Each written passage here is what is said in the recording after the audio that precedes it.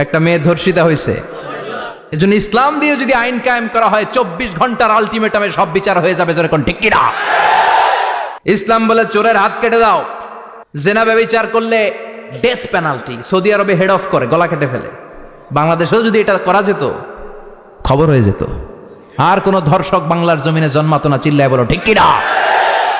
ক্ষমতার অহংকার দেখাবি না, টাকা পয়সার গরম দেখাবি না।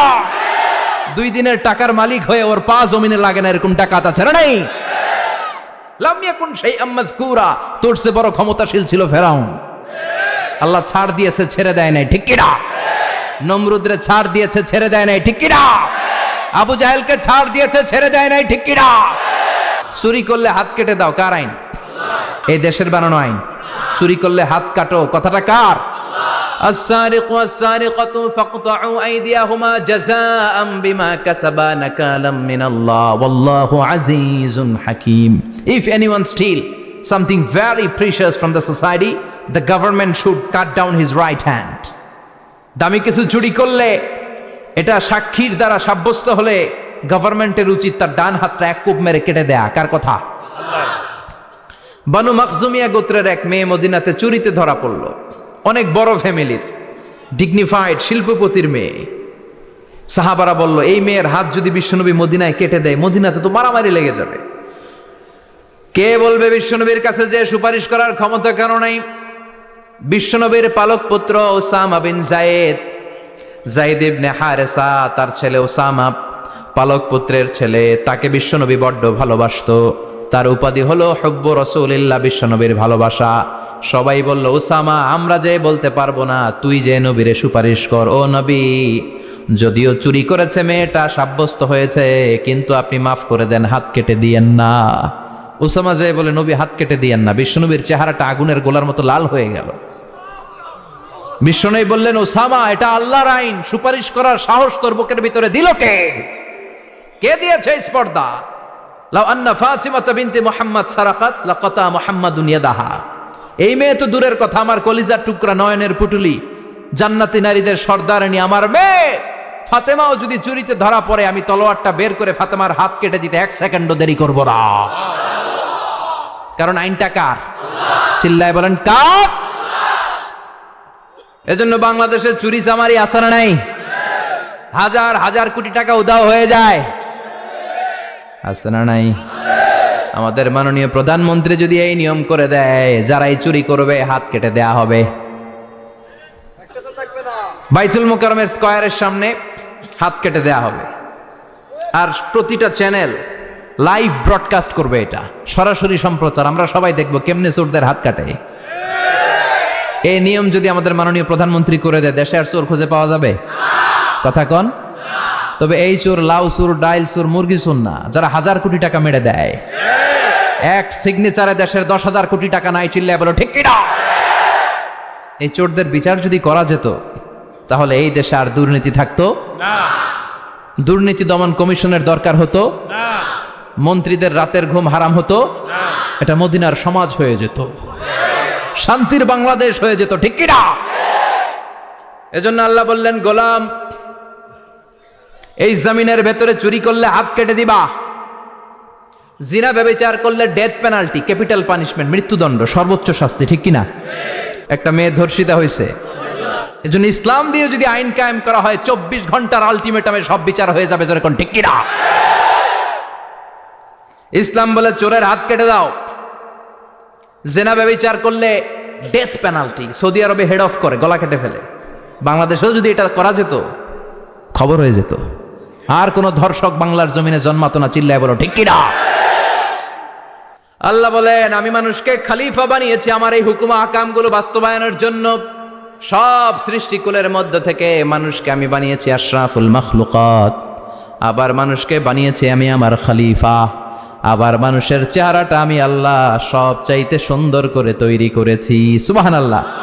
লাকাদ খালাকনাল ইনসানা ফি আহসানি তাকওয়িম। আমি মানুষের চেহারাটা সব চাইতে চমৎকার অবয়ব দিয়ে তৈরি করেছি রে গোলাম। সুবহানাল্লাহ।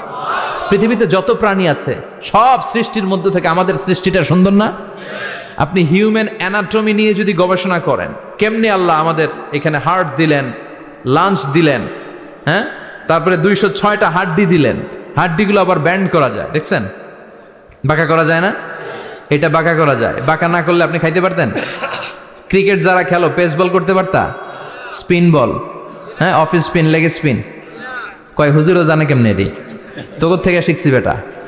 তো এই যে ছেলেপেলারা এরকম অফ স্পিন করে, লেগ স্পিন করে, এগুলো হচ্ছে আল্লাহর দেয়া কারিশমা। হাত ঘুরানো যায়। আল্লাহ যদি এটাকে এরকম ব্যান্ড করার সুযোগ না দিতেন, করতে পারতাম? আবার এইখানেও বাঁকা করার সুযোগ আছে না নাই? এইখানেও আছে না নাই? আবার এইখানেও আছে না নাই? কত কাজ। বাজার করে যখন বাজারের ব্যাগ যখন নিয়ে আসেন, কোথায় ধরে রাখেন? আঙ্গুলে ধরে রাখতে হয়। ক্যারাম যখন খেলো, কি দিয়ে টোকা মারো? সুবহানাল্লাহ কয় না পোলাপান? আহা, কত খেলার সিস্টেম আল্লাহ দিলেন। আবার ক্রিকেটের মধ্যে 2 আঙ্গুল তুললে কি? ওই যে সব মুখস্থ। আবার 1 আঙ্গুল তুললে কি? দেখছেন ঘটনা? আউট। কত কাজ এই আঙ্গুল দিয়ে। এই আঙ্গুলগুলোর বাঁকা করার, বেন্ড করার ক্ষমতা আমাদেরকে দিয়েছে কে? আল্লাহ। এজন্য আল্লাহ বললেন, লাকাদ খালাকনাল ইনসানা ফি আহসানি তাকওয়িম। আমি মানুষের চেহারাটা সব চাইতে সুন্দর করে তৈরি করেছি। মানুষ সুন্দর, আমাদের চোখ সুন্দর না মিয়া? আমাদের চোখও যদি সুন্দর হতো তাইলে আমরা বুঝতাম মানুষগুলো কত সুন্দর। আমরা মনে করি ধলা হইলেই সুন্দর। কয় ধলা ধলা, এটা সুন্দর। ডাকাইত, এগুলো ডাকাত। একটা মানুষের চেহারা স্কিন যদি কালো হয়, এর মধ্যে একটা সৌন্দর্য আছে না নাই? একটা মেয়ের স্কিন যদি কালো হয়, তারপরও চেহারায় সৌন্দর্য আছে না নাই? কয় না হুজুর, আমার বউ সুন্দর না, কালা কালা। আছে না নাই? তুই ডাকাইত। তুই কি? একজন মানুষের চেহারা যেরকমই হয় আপনি খেয়াল করে দেখবেন, তারপরও তার অবয়বের মধ্যে একটা এক্সট্রা অর্ডিনারিটি আছে। কারোর সাথে কারোটা মিলে না। সুবহানাল্লাহ পড়েন। এজন্য প্রতিদিন স্ত্রীরে বলবেন, স্ত্রী তুমি সুন্দরী, তুমি অনন্যা, তোমার চাইতে সুন্দরী গোটা বিশ্বে কেউ নাই। কইবেন না? মুরব্বীরা কয় না, কইতাম না, আগে কইয়া ফেলাইছি। এগুলো বলবেন। এগুলো বললে স্বামী স্ত্রীর মধ্যে ভালোবাসা বাড়াই দিবে কে? আল্লাহ। আমি প্রায় এগুলো বলি, উৎসাহিত করি যে স্বামী স্ত্রীর মধ্যে যে ভালোবাসাটা, এটা পবিত্র, এটা জান্নাতি। এই ভালোবাসা জান্নাতে শুরু হয়েছিল সাইয়েদনা আদম আর হাওয়ার মধ্য দিয়ে। চিল্লা এখন ঠিক কিনা? স্বামী স্ত্রী দুইজনে একের হাতের সাথে আরেকজনের হাত মিলালে হাতের সগীরা গুনাহ মাফ করে কে? আল্লাহ। স্ত্রীর চেহারার দিকে নজর করে তাকালে চোখের গুনাহ মাফ করে দেয় কে? আল্লাহ। স্ত্রীর জন্য প্রতি মাসে যে খরচ দেন, এই টাকাগুলো সদকা দেওয়ার সওয়াব আছে না নাই? আছে। স্ত্রীকে যে দামি দামি ভ্যানিটি ব্যাগ কিনে দেন, এটা তো সওয়াব আছে না নাই? আছে। কক্সবাজারে ঘুরতে নিয়ে গেলে সওয়াব আছে না নাই? ফুল কিনে দিলে সওয়াব আছে না নাই? ভালোবাসার গান শোনাইলে সওয়াব আছে না নাই? তোমারে লেগেছে কত যে ভালো, চাঁদ বুঝি তা জানে। ঠিক কি না? আজকে পারবেন না শোনাইতে রাত্রেবেলা? পারবেন? পারবেন? পোলাপাইনরা কয় পারবো। তোকে তো বেটা বিয়েই হয় নাই, বিয়ার পরে শোনাইস। তো এই ভালোবাসার গানগুলো শোনালে নিজেদের মধ্যে একটা ইন্টিমেসি তৈরি হয়। বিশ্বনবীও এরকম স্ত্রীর সাথে খুনসুটি করতেন, ভালোবাসা করতেন। এটা হালাল, কিন্তু এটা জায়গা মতো না করে ভাবির লগে করলে মায়ের আছে না নাই? ভালোবাসার গান জায়গা মতো শোনাতে হবে। স্ত্রীকে ভালোবাসার গান না শুনিয়ে যদি চাচাতো বোনরে শোনাও, শালিরে শোনাও, পাড়ার মেয়েদের সাথে যদি টাঙ্কি মারো, ফিল্ডিং মারো, মায়ের আছে না নাই? তার মানে জায়গা মতো করলে সব সওয়াব। সুবহানাল্লাহ পড়েন। আর বিয়েটারে সহজ করে দিবেন। আমি তো সব জায়গায় বলি বিয়েটাকে সহজ করে দেন। আমরা বিয়েটারে কঠিন করে ফেলছি। একটা ছেলে এই দেশে 16 থেকে 18 বছর বয়সে ম্যাচিউরড হয়, কিন্তু ওরে বিয়ের পিড়িতে বসায় 32 বছর বয়স। তো বাকির বছর ও কি আঙ্গুল চুষবে? কথা কন, কি করবে? ও যে পাপ কাজ করে, ও যে পর্নোগ্রাফি দেখে, ও যে মাস্টারবেশন করে, এগুলোর পার্সেন্টেজ গুণা মা বাবার আমল নামায় আছে না নাই? মা বাবার এত সহজে পার পেয়ে যাবেন না। ছেলে মেয়েগুলারে সময় হলে বিয়ে দিয়ে দেন। বিয়ের চেয়ে ভালো কাজ পৃথিবীতে আছে? যেই সমাজে বিয়ের খরচ বেড়ে যায়, ওই সমাজে জেনার খরচ কমে যায়। বিয়ে করতে লাগে 10 লাখ, জেনা করতে লাগে 500 টাকা। কথা কন। এজন্য জেনাকে সহজ করবেন না বিয়েকে সহজ করবেন? বিয়ের কথা কইলেই পোলারা কয় তুই নিজের পায়ে দাঁড়া। তো এতদিন ও কার পায়ে দাঁড়াইছে? সহজ করবেন তো?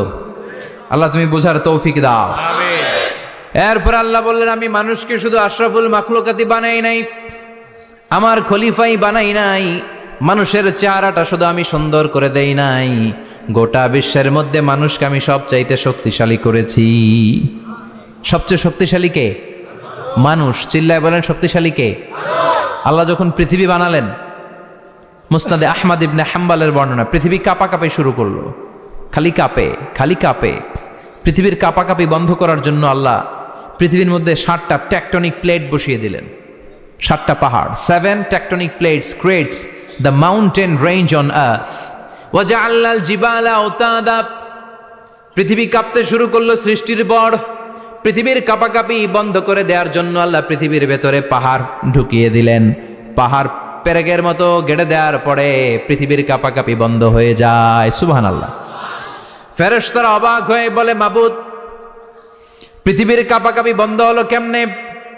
আল্লাহ বললেন, ও ফেরেশতারা, পৃথিবীর মধ্যে আমি পাহাড়কে গেড়ে দিয়েছি।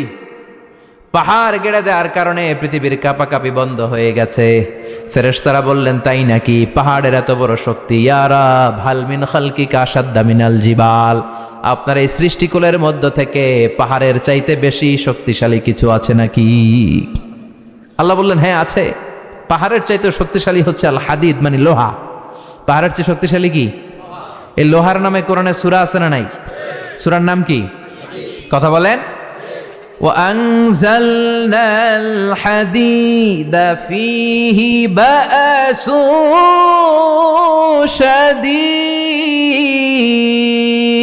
شديد।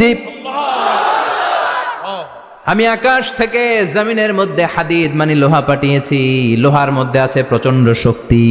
ওয়া মানাফিউ লিন্নাস, লোহার মধ্যে আছে মানুষের জন্য উপকার। পৃথিবীতে এমন কোনো জিনিস নাই যে এই জায়গায় লোহা নাই, ঠিক কি না? বিমান বানাতে লোহার দরকার আছে না নাই? ঘড়ি বানাতে দরকার আছে না নাই? আংটি বানাতে দরকার আছে না নাই? গাড়ি বানাতে, বাড়ি বানাতে, সব বানাতে কি লাগে? লোহা। আল্লাহ বললেন লোহা সবচেয়ে শক্তিশালী। এটা পাহাড়ের চেয়েও শক্তিশালী, কারণ লোহা পাহাড়ের মধ্যেও ঢুকায় দেওয়া যায়, ঠিক কি না? ফেরেশতারা বললেন, আল্লাহ, হাল মিন খালকিকা আশাদ মিনাল হাদিদ। আপনার এই সৃষ্টিকুলের মধ্যে থেকে লোহার চাইতেও কি শক্তিশালী কিছু আছে? আল্লাহ বললেন, নাআম আছে। লোহার চাইতে শক্তিশালী হলো আন্নার, মানে আগুন। আগুনের স্পর্শ পেলে লোহা গলে যায়, ঠিক কি না? আগুন জ্বালিয়ে দিলে লোহা অস্তিত্ব হারিয়ে ফেলে, লোহা গলে যায়।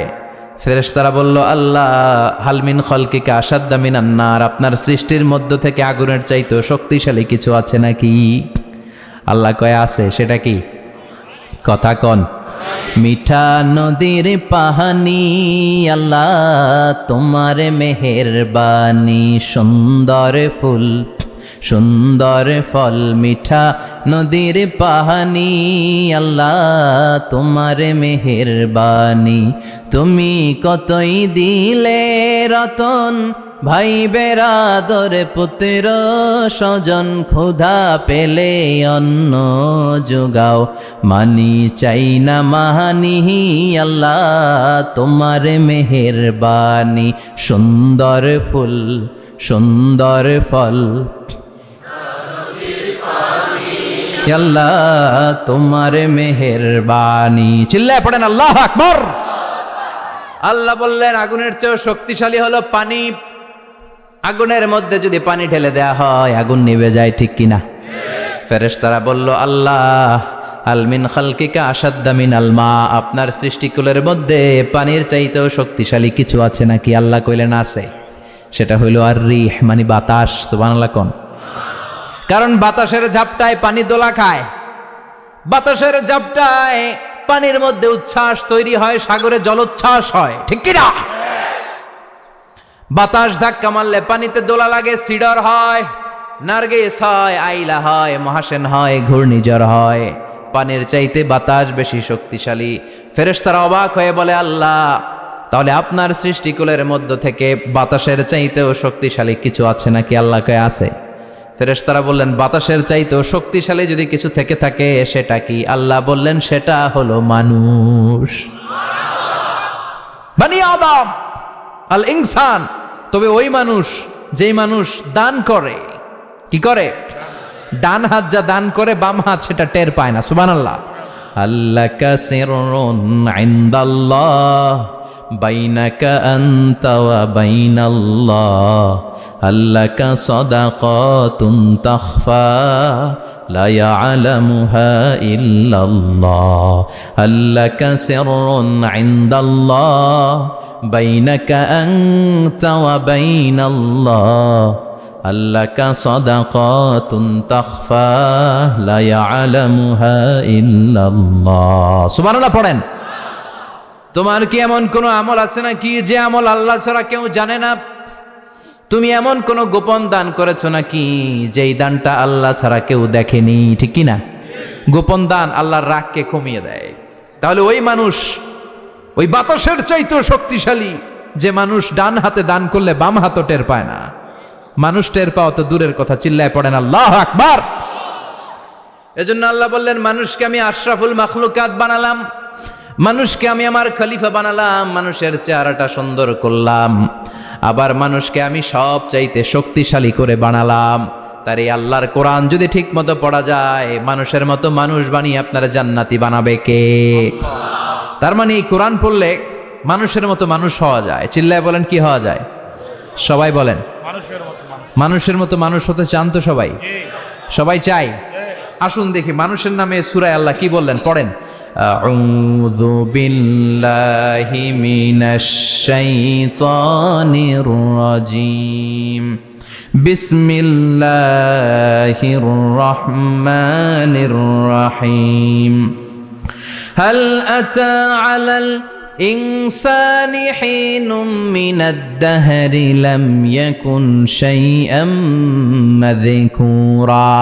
আল্লাহ বললেন, মানুষের জীবনের একটা সময় ছিল যেই সময়টা উল্লেখ করার মতো মানুষ কিছুই ছিল না। সুবহানাল্লাহ।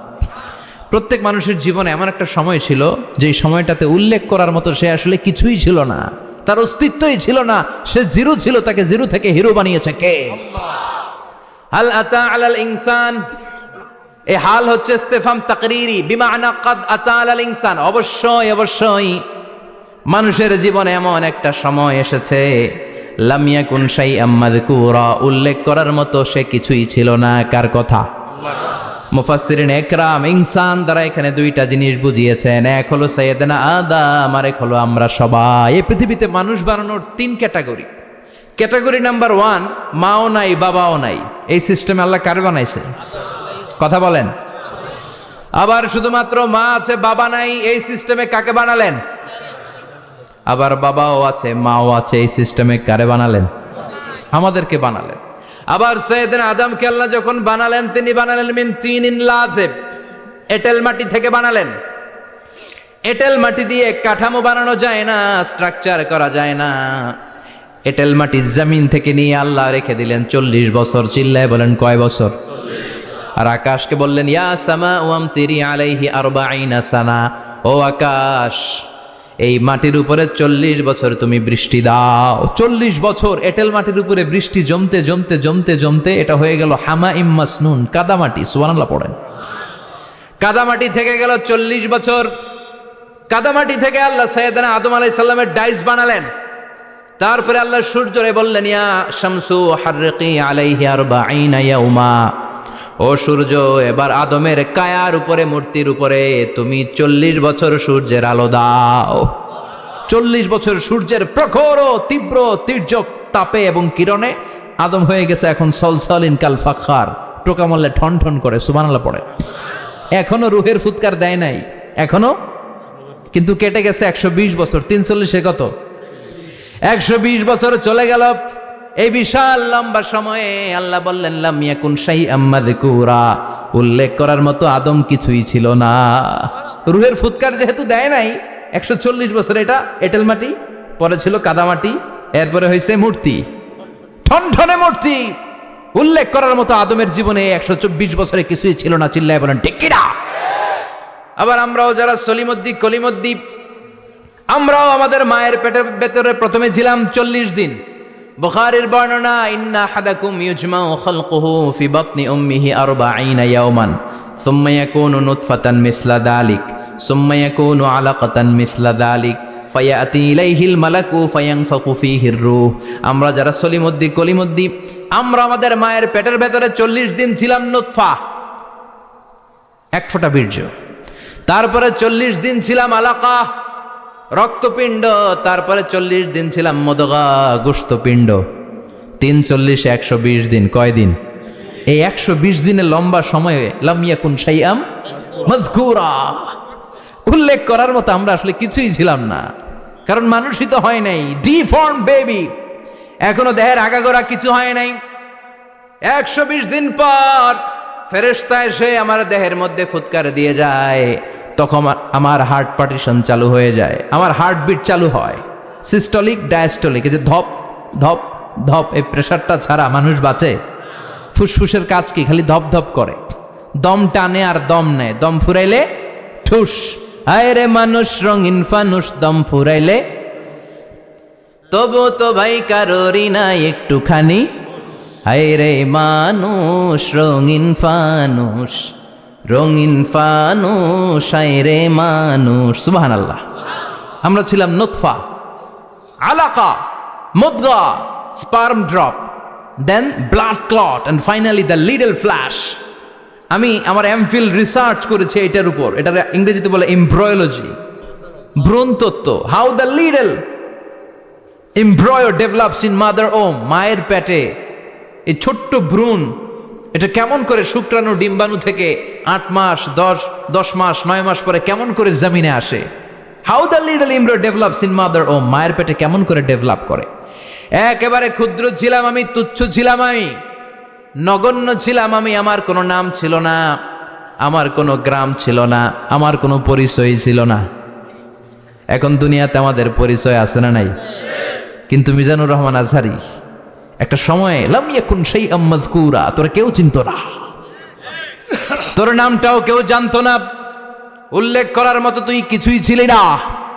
এটা দিয়ে আল্লাহ বুঝাতে চাইলেন তোর কিছুই ছিল না, জিরো থেকে আমি হিরো বানালাম। ক্ষমতার দাপট দেখাবি না, ক্ষমতার অহংকার দেখাবি না, টাকা পয়সার গরম দেখাবি না। 2 দিনের টাকার মালিক হয়ে ওর পা জমিনে লাগে না, এরকম টাকা তা ছেড়ে নেই। লাম ইয়াকুন শাইআম মাযকুরা, তোর চেয়ে বড় ক্ষমতাশীল ছিল ফেরাউন। আল্লাহ ছাড় দিয়েছে, ছেড়ে দেয় নাই, ঠিক কি না? নমরুদরে ছাড় দিয়েছে, ছেড়ে দেয় নাই, ঠিক কি না?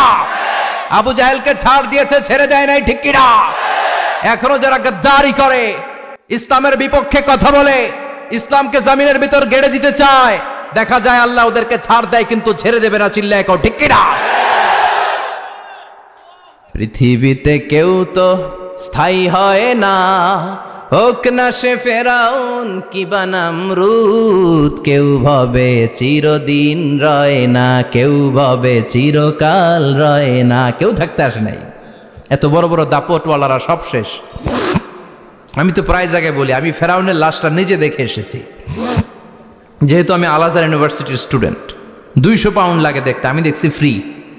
আমার আল আজহারের জামিআতু আল আজহার শরীফের একটা কার্ড ছিল, ওইটা দেখাইলে সব ফ্রি, ফ্রিতে দেখে আসছি। ঢুইকেই দেখি ফেরাউন চাচা শুয়ে রয়েছে।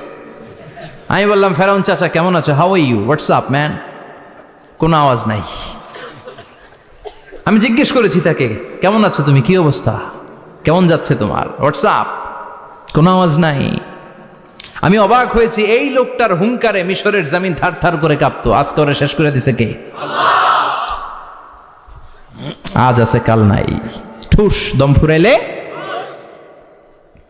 এজন্য আল্লাহ বললেন, হাল আতা আলাল ইনসানি হিনুম মিনাদ দাহরি লাম ইয়াকুন শাইআম মাযকুরা। মানুষের জীবনে এমন একটা সময় ছিল, উল্লেখ করার মতো সে কিছুই ছিল না। আমরা যে কত ক্ষুদ্র ছিলাম আপনি কল্পনাও করতে পারবেন না। ফালইয়ানযুরিল ইনসানু মিম্মা খুলিকা, খুলিকা মিম্মা ইন দাফিক ইয়াখরুজু মিন বাইনিস সুলবি ওয়াত তারাইব। বাবার পৃষ্ঠদেশ থেকে, মায়ের বক্ষদেশ থেকে দুইটা মিলিত হয়ে মায়ের জরায়ুর ভেতরে তোরে সেট করলো কে? আমরা ছিলাম শুক্রাণু। শুক্র চিনেন? স্পার্ম। শুক্রও ছিলাম না আমরা, শুক্রাণু মানে শুক্রের অণু।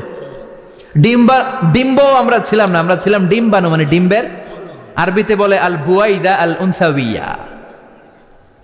1 ফোঁটা বীর্যের ভেতরে, 1 ফোঁটা শুক্রের ভেতরে 20 কোটি অণু থাকা লাগে। ওই 20 কোটির একটা ছিলাম আমি। 20 কোটির একটা ছিলেন আপনি। উল্লেখ করার মতো আমি কিছুই ছিলাম না, আমরা কিছুই ছিলাম না। চিল্লা এখন ঠিক কিনা? আল্লাহ বললেন লাম ইয়াকুন শাইআম মাযকুরা, কিছুই ছিল না। স্পার্ম ড্রপ আর ওভাম দুইটাকে মিলিয়ে আমি আল্লাহ করে ফেললাম জাইগোট।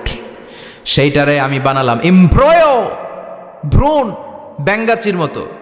শীত বর্ষাকালে বৃষ্টির পরে দেখবেন ব্যাঙের বাচ্চাগুলো খালি ছোটাছুটি করে, তাই না?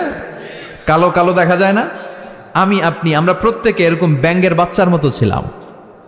হাত পা তো দূরের কথা, ব্যাঙের বাচ্চার মতো ছিলাম। মায়ের জরায়ুর দেয়ালে লেপ্টে ছিলাম। আমাদের হাত ছিল না, আমাদের পা ছিল না, কিচ্ছু ছিল না। সেখান থেকে আল্লাহ আমাদেরকে বড় করতে লাগলেন। এরপরে আমরা হয়ে গেলাম ফেটাস, ডেভেলপড স্টেজ। 120 দিন পরে আল্লাহ তাআলা আমাদের রুহের ফুৎকার দিলেন, আমার হার্ট দিলেন, আমার লাংস দিলেন, আমার গল ব্লাডার দিলেন, আমার কিডনি দিলেন, আমার লিভার দিলেন, আমার ইন্টেস্টাইন দিলেন। আমার দেহের ভিতরে তিনি রক্ত ঢুকিয়ে দিলেন। আমার কলবের এই ধাক্কাধাক্কি শুরু হয়ে গেল। আল্লাহ বললেন এই কলবটা সব চাইতে দামি অঙ্গ, কলবের মধ্যে জিকির ভরতে হবে কার? লা ইলাহা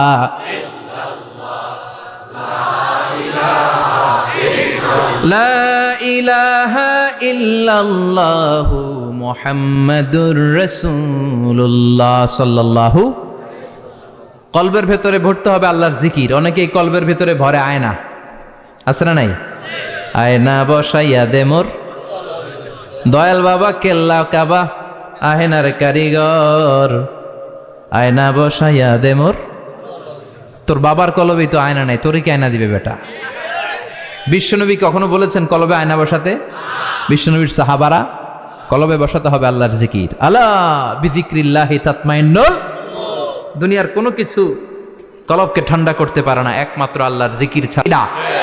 এজন্য আল্লাহ বললেন হাল আতা আলাল ইনসানি হিনুম মিনাদ দাহরি লাম ইয়াকুন শাইআম মাযকুরা। প্রতিটা মানুষের জীবনে এমন একটা সময় ছিল উল্লেখ করার মতো কিছুই ছিলাম না। এই আয়াতটা যখন ইসলামের প্রথম খলিফা বিশ্বনবীর ডান হাত সাইয়েদনা আবু বকর পড়তেন, তিনি শুধু কান্না করতেন, চোখের পানি ফেলতেন আর বলতেন লাইতাহা তাম্মাত, হায় হায় আমার পুরো জীবন যদি এভাবেই কেটে যেত। লাম ইয়াকুন শাইআম মাযকুরা, মায়ের পেটের ভিতরে যখন ছিলাম কিছুই যখন ছিলাম না, এরকমই যদি থাকতাম কতই না ভালো হতো। লা নাবতালি ওয়ালা নালিদ, জন্মগ্রহণ করতাম না, পরীক্ষার সম্মুখীন হতাম না, জীবনটা যদি এমনিই কেটে যেত কতই না ভালো হতো। এজন্য আল্লাহ বললেন প্রতিটা মানুষের জীবনে এমন একটা সময় ছিল উল্লেখ করার মতো সে কিছু ছিল। এরপর আল্লাহ বললেন ইন্না খলাকনাল ইনসানা মিন নুতফাতিন আমশাজিন নাবতালি ফাজআলনাহু সামিআন বাসীরা। নিশ্চয় আমি মানুষকে জমাট বাঁধা মিশ্রিত নুতফা থেকে তৈরি করেছি। বাবার শুক্রাণু মায়ের ডিম্বাণু দুইটাকে মিলিয়ে দিল কে? জরায়ের ভিতরে সেট করলো কে? আল্লাহ বললেন ফি কারারিম মাকিন, গোপনতম প্রকোষ্ঠে। যেই প্রকোষ্ঠে কোনো কবিরাজের কবিরাজি কাজে লাগে নাই, কোনো ডাক্তারের ডাক্তারি কাজে লাগে নাই, কিন্তু 9টা মাস ধরে খাবার পানি আর অক্সিজেন তোরে দিছে কে? আল্লাহ। আবার আল্লাহ বললেন ফি যুলুমাতিন সালাস, 3টা প্যাকেট পড়িয়ে তোরে আমি রেখেছি। যতটুকু টেম্পারেচারে রাখলে তুই বেঁচে থাকবি, ততটুকু টেম্পারেচারে তোরে রেখেছে কে? এজন্য আল্লাহ বললেন মিন নুতফাতিন আমশাজিন নাবতালি, তারপরে তোকে আমি পরীক্ষা করতে শুরু করলাম দুনিয়ায়। দুনিয়াতে আমাদের জন্য পরীক্ষা আছে না নাই? যে আল্লাহর কাছে যত প্রিয় তার পরীক্ষাও তত। আসাদুন নাসি বালাআন আল আম্বিয়া, দুনিয়ার মধ্যে সব চাইতে বেশি আল্লাহ পরীক্ষা করেছেন নবীদের, ঠিক কি না? সাইয়েদনা ইউসুফ আলাইহিস সালাম 10 বছর জেলে বন্দী ছিলেন। বিশ্বনবী 3 বছর জেলে বন্দী ছিলেন। শিয়াবে আবি তালেবের জেলখানায় বিশ্বনবী ছিলেন কি ছিলেন না? এজন্য জেল জরিমানা মুমিন ভয় পায় না, ঠিক কি না? আল্লাহ বললেন নাবতালি, তোকে আমি পরীক্ষা করব ভয় দিয়ে, ক্ষুধা দিয়ে, সম্পদের হানি ঘটিয়ে, প্রাণ নাশের হুমকি দিয়ে। ইসলামের কথা বলা এত সোজা না। আপনি ইসলামের কথা বলবেন, আপনার বিরুদ্ধে ষড়যন্ত্র আছে না নাই? কিন্তু এগুলো দেখার আমাদের সময় আছে নাকি? আমরা কোরআনের কথা বলেই যাব। কোরআনের শান্তির বাণী বিশ্বব্যাপী আমরা ছড়িয়েই দিব, ঠিক কি না? আল্লাহ বললেন সামিআম বাসীরা, এরপরে তোরে আমি চক্ষুষ্মান বানালাম, তোকে আমি কান দিলাম, চোখ দিয়ে দেখার সুযোগ দিলাম। চোখ আমাদেরকে দান করেছে কে? এই দুটি চোখ দিয়েছ বলে দেখি যে কত অপরূপ। নয়নাভিরাম খেতে খামারে জুড়াই জ্বালা বিধুর ধূপ। তোমার দেয়া চোখের শুকুর জানাবো তার ভাষা কই। যতই দেখি ততই যেন পলক ছাড়া চেরই। ঠিক কি না? নেয়ামত আর নেয়ামত এই দু চোখ দিয়ে দেখি। এজন্য আল্লাহ বললেন আলাম নাজআল লাহু আইনাইনি ওয়া লিসানাও ওয়া শাফাতাইনি ওয়া হাদাইনাহুন নাজদাইন। ও বান্দা, তোরে কি আমি চোখ দেই নাই? তোরে কি আমি জিহ্বা দেই নাই? ঠোঁট দেই নাই? চোখ দিয়েছে কে? কখনো ভাবছেন কি নিয়ামত নিয়ে আমরা ঘুরে বেড়াই? যার চোখ নাই সে জানে চোখ না থাকার কি জ্বালা। 2 মিলিমিটার ডাইমেনশনের ছোট্ট এই চোখ নিয়ে আমার ভাইরে আমি যেমনে দেখি, আবার দূরের সূর্যের দিকে তাকালো একই অ্যাঙ্গেলে দেখি। ঠিক কি না? ক্যামেরার মধ্যে অনেক দূরের জিনিস দেখা যায় না, কিন্তু এই চোখ দিয়ে লক্ষ কোটি মাইল দূরে থাকা তারা নক্ষত্রগুলোকেও দেখা যায়। ঠিক কি না? এই ক্যামেরার ভেতরে জুমিং পাওয়ার যদ্দূর আছে, কমসে কম তার 20 গুণ জুমিং পাওয়ার আল্লাহ চোখের ভেতরে দিয়েছে। ক্যামেরাতে যে পরিমাণ মেগাপিক্সেল আছে তার চেয়ে কয়েকশো গুণ বেশি মেগাপিক্সেল আল্লাহ চোখের ভেতরে ঢুকিয়ে দিয়েছে। আমরা যখন কোনো জিনিসের দিকে তাকাই, একটা লাইট এসে রিফ্লেক্ট করে, সেটা আবার ব্যাক করে আমার চোখের পেছনে রেটিনা থাকে। কি থাকে? এই রেটিনাতে যে নক করে, নক করার সাথে সাথে ওই আলোটাকে ইলেকট্রিক্যাল সিগন্যালের মাধ্যমে ট্রান্সমিট করে এটা ব্রেইনের একটা এরিয়া আছে, ভিজুয়াল এরিয়া, ভিশন এরিয়া, ওই ভিজুয়াল এরিয়াতে পাঠায়। তখন মুহূর্তের মধ্যে আমরা এটা দেখে ফেলি। এই দেখার জন্য কত কিছু হয়ে গেল, কিন্তু আমরা টের পাই না। 1 সেকেন্ডের কয়েক হাজার ভাগের কম সময়, 1 মাইক্রোসেকেন্ড, তারও কম সময়, 1 ন্যানো সেকেন্ডে আমরা তাকাই আর দেখি। কোন সুবহানাল্লাহ। আবার আল্লাহ কান দিলেন, সাউন্ড ওয়েভ তৈরি হয়, শব্দ তরঙ্গ আমাদেরকে শুনতে সাহায্য করে। এগুলোকে বলে ইয়ার ক্যানেল। এই ক্যানেলের ভেতর দিয়ে ঢুকে। অনেকে বলে এই পেছানো পেছনে এগুলো আল্লাহ দিল কেন? মা খালাকতা হাযা বাতিলা। আল্লাহ কোনো কিছুই এমনি এমনি দেয় নাই। সুবহানাল্লাহ পড়েন। এমনি এমনি না, এই যে কানের ভেতরে পেছানো পেছনে এগুলো আমরা যেন ঠিকঠাক ভাবে শুনতে পাই, এজন্য দিয়েছেন। সাউন্ড, শব্দ তরঙ্গটা এসেই এই ক্যানেল দিয়ে ঢুকতে হয়। আপনি কান কেটে যদি কান কাটা রমজান হয়ে যান, কিচ্ছু শুনতে পাবেন না। কান কাটা রমজান শুনছেন? ছোটবেলা আমরা শুনতাম কান কাটা রমজান। তো এই কান যদি আপনি কেটে দেন, আপনি কিন্তু কিছু শুনতে পাবেন না। এটা এয়ার ক্যানেল। এই ক্যানেল দিয়ে ঘুরে ঘুরে ঢুকতে হবে ভিতরে। ঢুকেই এয়ার ড্রাম আছে, এয়ার ড্রামে এটা নক করে। মানবদেহের সবচেয়ে 206টা হাড্ডির মধ্যে থেকে সবচেয়ে ছোট সাইজের হাড্ডি থাকে কানের ভেতরে। এটার আবার 3 ভাগ, outer air, middle air, the inner air. 3টা স্টেজ পার হয়ে এটা ব্রেনের ভেতরে হেয়ারিং নার্ভ আছে, শুনবার জন্য যে স্নায়ু আল্লাহ তৈরি করেছে, ওই স্নায়ুতে যে নক করে, এই নক করা মাত্রই আমরা শব্দটা শুনতে পাই। সুবহানাল্লাহ পড়বেন না? এজন্য আল্লাহ বললেন ফাজআলনাহু সামিআম বাসীরা। তোকে আমি চোখ দিলাম, তোকে আমি কান দিলাম।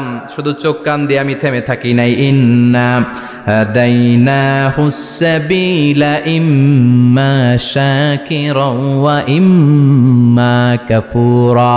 আমি আল্লাহ চোখ আর কান দিয়ে থেমে যাই নাই, তোকে আমি সঠিক রাস্তাটা দেখিয়ে দিলাম। আমাদেরকে রাস্তা দেখাইছে কে?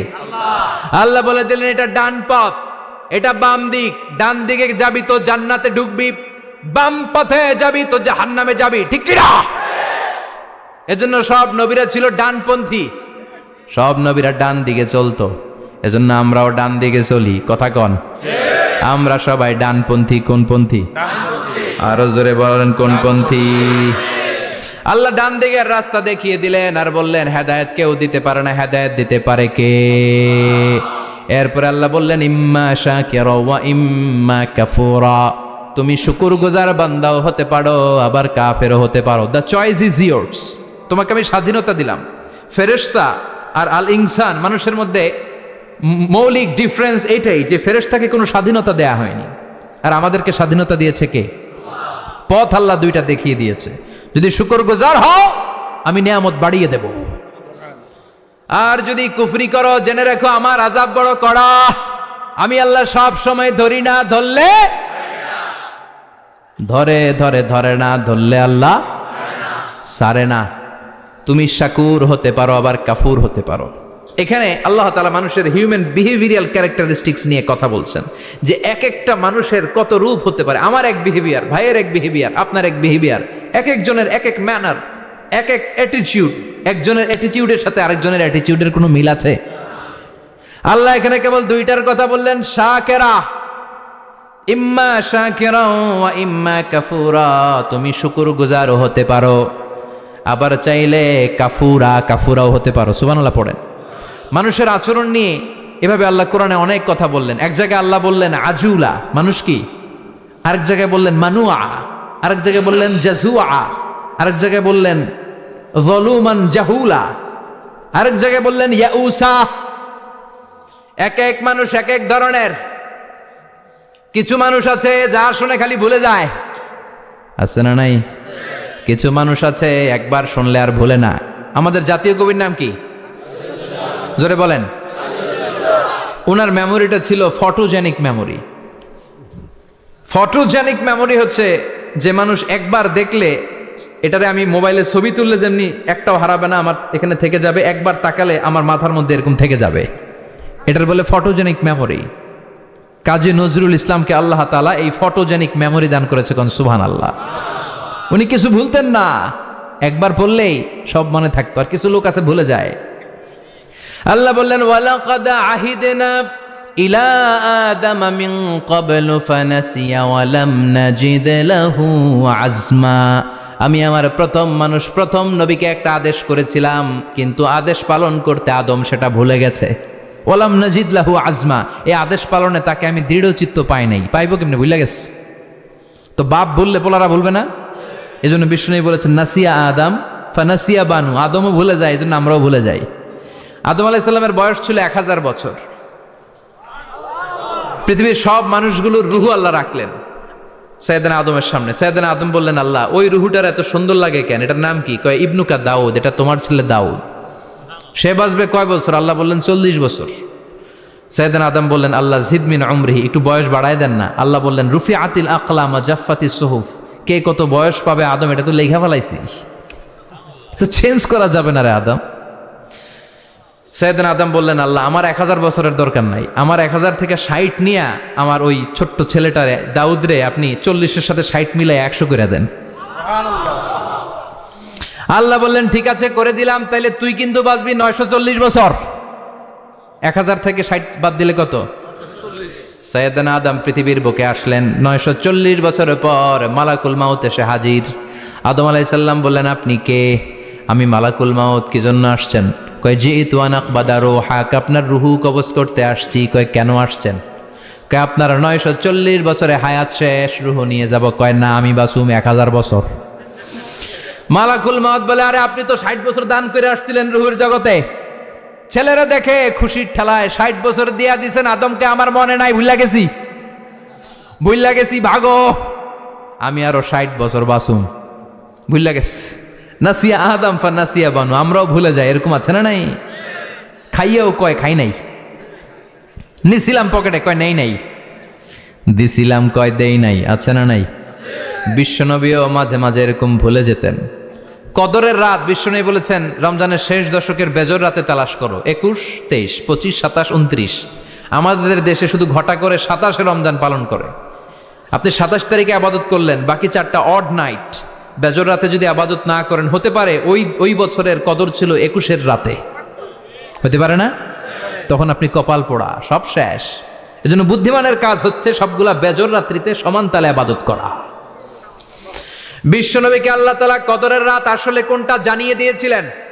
সাহাবীদেরকে জানানোর জন্য বিশ্বনবী ঘর থেকে বের হলেন। ফাতালাহা ফুলান ওয়া ফুলান, ঘর থেকে বের হওয়ার পরে বিশ্বনবী দেখলেন 2 বেড়া ঝগড়া লাগছে। ওই 2 জনের ঝগড়ার দিকে বিশ্বনবী মনোযোগী হলেন। হঠাৎ করে কোন তারিখের কথা আল্লাহ বললেন বিশ্বনবী ভুলে গেলেন।